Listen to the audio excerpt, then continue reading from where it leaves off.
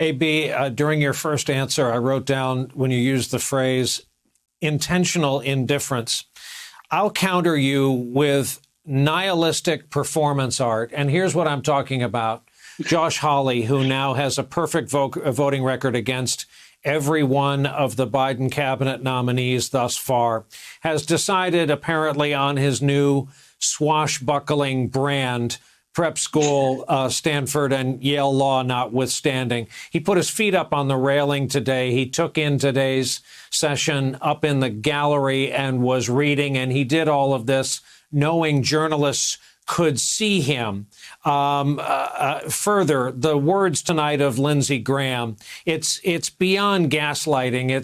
It's something different. Where did this nihilism come from and take root so deeply in what was formerly known as the Republican Party?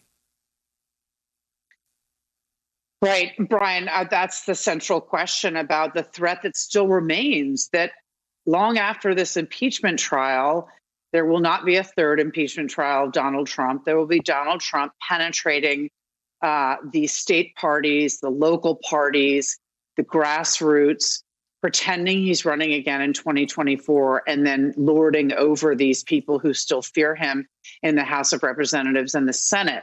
And the elections in 2022 before the next presidential election. And Josh Hawley plays it so shrewdly, right? He knew that that would be reported on out to what he sees as his future base, so that he could look like he didn't give a crap and it's all such a joke. Others who respect the institution, like Senator Roy Blunt, mentioned tonight that he thinks that they might be using some videos from Seattle and Portland. And again, it will be some false equivalence to an attack on our government, an historic, unprecedented, deadly attack on our government, to an attempt to overthrow our government, a bloody coup, to Antifa riot and BLM protests that turn violent, that they're hoping will serve as a counter argument to show that all rioting that turns deadly is terrible.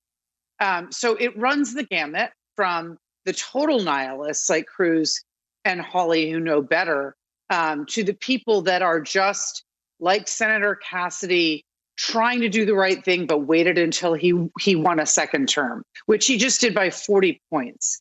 It doesn't mean he will not be mocked at the grocery store, because he will, but you can sense he's struggling to do the right thing and be a statesman and preserve the institution. So this will be a range of people making their excuses to vote for acquit for different reasons and different level of queasiness.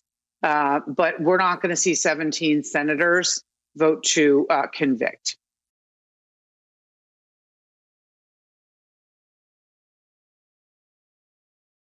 Hey, thanks for watching our YouTube channel. You should know that you can follow today's top stories and breaking news and catch up on your favorite MSNBC shows all in one place. Download the NBC News app today.